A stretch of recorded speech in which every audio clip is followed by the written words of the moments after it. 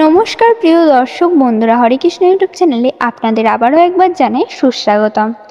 ভগবান নারায়ণের ষষ্ঠ অবতার ছিলেন ভগবান পরশুরাম। তিনি জামদগ্নি মুনির পুত্র রূপে মাতা রেণুকার গর্ভে জন্মগ্রহণ করে, কিন্তু তার পিতার নির্দেশে নিজের জন্মদাত্রী মাকেও হত্যা করেছিলেন। তিনি জন্মদাত্রীকে হত্যা করার অপরাধে তার হাতে আটকে যায় তার কুঠার।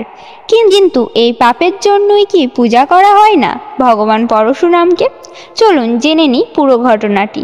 বৈশাখ মাসে অক্ষয় তৃতীয়ার পূর্ণ তিথিতে মাতা রেণুকার কোলে জন্ম নিয়েছিলেন ভগবান পরশুরাম।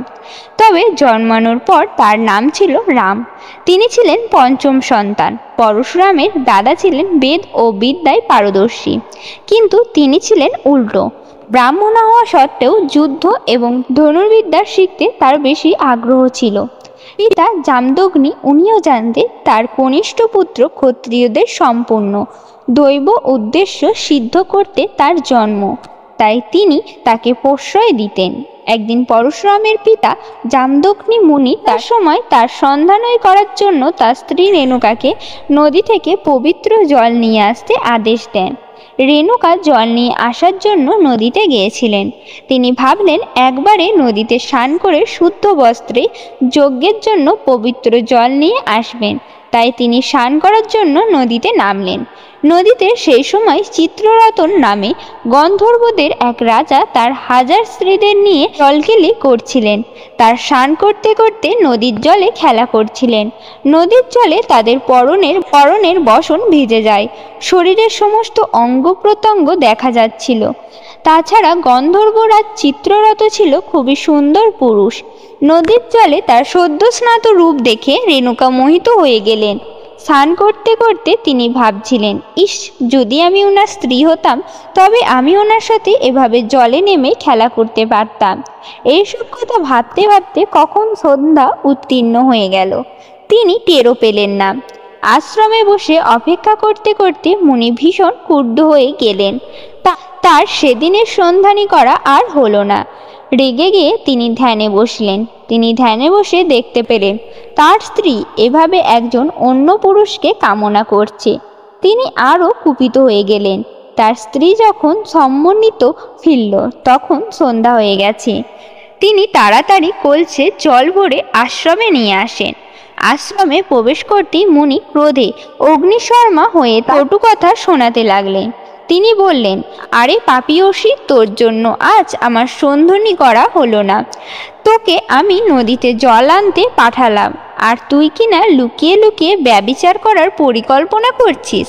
স্বামী বেঁচে থাকতে যে নারী অন্য পুরুষকে কল্পনা করে সে বেশ্যা ব্যতীত আর কিছু নয়।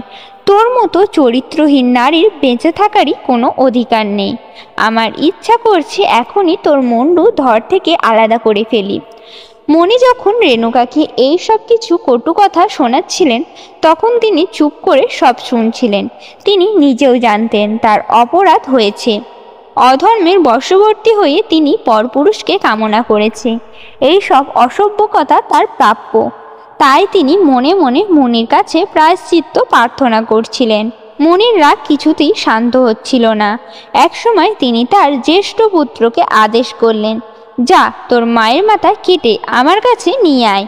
পুত্র অবাক হয়ে জবাব দিলেন, পিতা, এ আপনি কি বলছেন? মাতৃহত্যা মহাপাপ। কোটি বছর নরক কষ্ট ভোগ করলেও প্রায়শ্চিত্ত হয় না। আপনি পিতা হয়ে কিভাবে আমাকে পাপে লিপ্ত হতে বলছেন?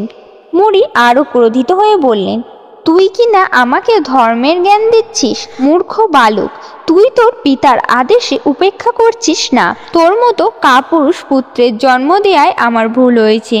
তিনি তখন তার অন্য পুত্রদেরকে বললেন, যাও, তোমার মায়ের মস্তক কেটে আমার চরণে নিয়ে আসো। তারা বাকি পুত্র তার প্রস্তাবে সম্মত হলো না। এমনি আরও ক্রুদ্ধ হয়ে উঠলেন। এমন সময় তার কনিষ্ঠ পুত্র রাম আশ্রমে প্রবেশ করলেন। পিতার চেঁচামেচি শুনে তিনিও কিছুটা হতবাক হয়ে গিয়েছিলেন। তিনি আশ্রমে প্রবেশ করে জিজ্ঞাসা করলেন, কি হয়েছে পিতা? আপনি এত ক্রোধিত কেন? আপনার ক্রোধের কারণ কি? আমি কয়েকজন অপদার্থ পুত্রের জন্ম দিয়েছি। তারা এতটাই কাপুরুষ যে আমার সামান্য একটি আদেশ পালন করতে তারা অক্ষম। তাই আমার নিজের ওপর ঘৃণা হচ্ছে। রাম বললেন, হে পিতা, আপনি আমায় আদেশ করুন, আমি এক্ষুনি আপনার আদেশ পালন করব। তখন মুনি বললেন, যদি তুমি সত্যিই আমার আদেশ পালন করতে চাও তবে তোমার মাতা এবং তোমার কাপুরুষ ভাইদের মস্তক ছিন্ন করে আমার চরণে এনে রাখো।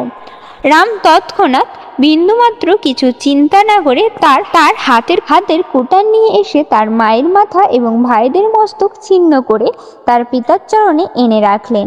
তারপর তার পিতাকে প্রণাম জানালেন। জামদগ্নি মুনি তার পুত্রের এই কাজে অবাক হয়ে গেলেন। তিনি বললেন, তুমি আমার শ্রেষ্ঠ পুত্র, যে কাজ করতে তোমার ভ্রাতা দ্বিধাগ্রস্ত ছিল কেবল পিতার আদেশ পালনের জন্য তুমি সেই কাজ বিনা সংকোচে করেছ। আমি অত্যন্ত প্রীত হয়েছি। তুমি বর প্রার্থনা করো, বলো তুমি কি চাও।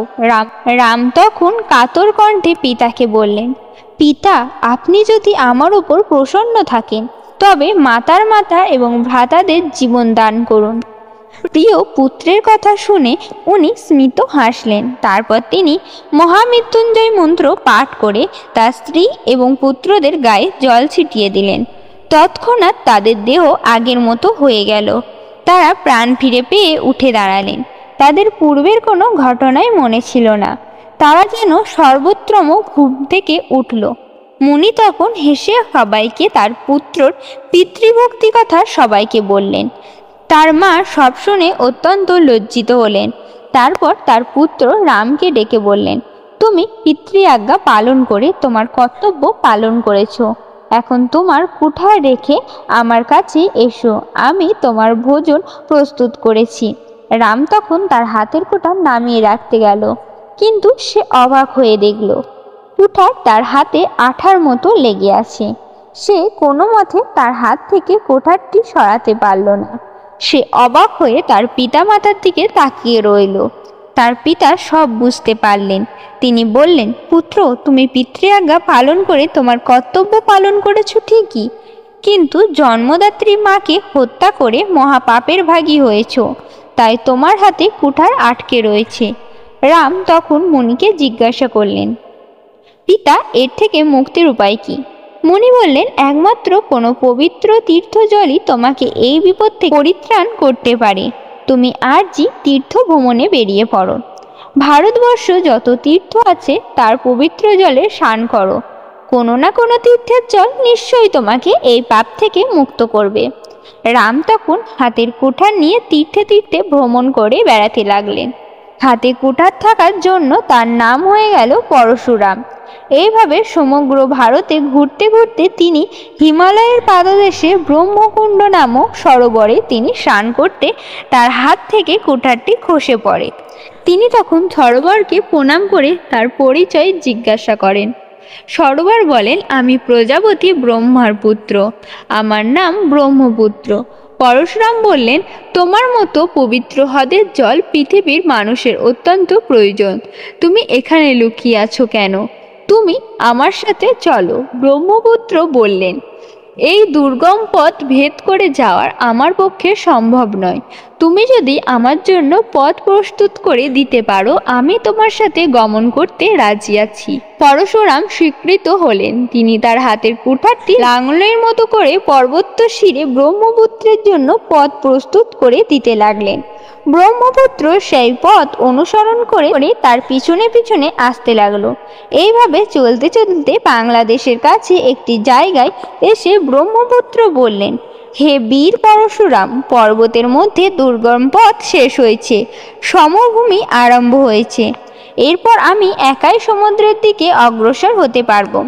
পরশুরাম তখন সেই স্থানে তার কুঠার থামিয়ে দিলেন। কুঠার থেকে লাঙলের মতো করে নিয়ে আসছিলেন বলে সেই জায়গাটির নাম হলো লাঙ্গলবান্ধা থেকে ব্রহ্মপুত্র পদ্মা নদীতে গিয়ে মিলিত হয়ে যমুনা নদী নামে সাগরে পড়েছে। যদি ব্রহ্মপুত্র নদীর ম্যাপ দেখেন তবে এই বিষয়টি আরও পরিষ্কার হবে। লাঙ্গলবান্ধা জায়গাটি বর্তমানে বাংলাদেশে অবস্থিত। এই স্থানটি অত্যন্ত পূর্ণ স্থান। যদি ভিডিওটি ভালো লাগে তাহলে লাইক, কমেন্ট, শেয়ার করতে ভুলবেন না। আর আমার চ্যানেলে নতুন বন্ধুরা চ্যানেলটিকে সাবস্ক্রাইব করে পাশে থাকবেন। তো চলুন বন্ধুরা, মূল গল্পে ফিরে আসি। তীর্থ সেরে তিনি ফিরে যান পিতার আশ্রমে। তারপর পিতার জন্যই বোধ করেন কার্তিবীর্য 4 জনকে। এরপরই পিতার হত্যার প্রতিশোধের জন্য 21 বার ক্ষতিশূন্য করেন। সমগ্র পৃথিবী সেই গল্প বলবপরের পূর্বে, কিন্তু এইটুকু থেকে নিশ্চয় আপনারা বুঝতে পারছেন মাতৃহত্যার ফলে পাপ হলেও ভগবান পরশুরাম তার পাপের প্রায়শ্চিত্ত করেছিলেন, তাই তার পুজো না হওয়ার কোনো কারণ নেই। আসলে আমাদের বাঙালিদের মধ্যে কোথাও তেমন ভগবান পরশুরামের পুজোর প্রচলন নেই, কিন্তু ভারতবর্ষে বিভিন্ন জায়গায় পরশুরামের মন্দির আছে এবং সেখানে নিত্য পুজো হয়। পশ্চিমবঙ্গ এবং বাংলাদেশে এমন কোনো মন্দিরের খোঁজ জানা থাকলে অবশ্যই কমেন্টে জানাবেন। বন্ধুরা, কেমন লাগলো আজকের এই বিশেষ ভিডিওটি? যদি আপনাদের ভালো লেগে থাকে তাহলে ভিডিওতে একটি লাইক দিয়ে যাবেন। তো বন্ধুরা, আজকের ভিডিওটি এই পর্যন্তই। সকলে ভালো থাকবেন, সুস্থ থাকবেন। হরে কৃষ্ণ।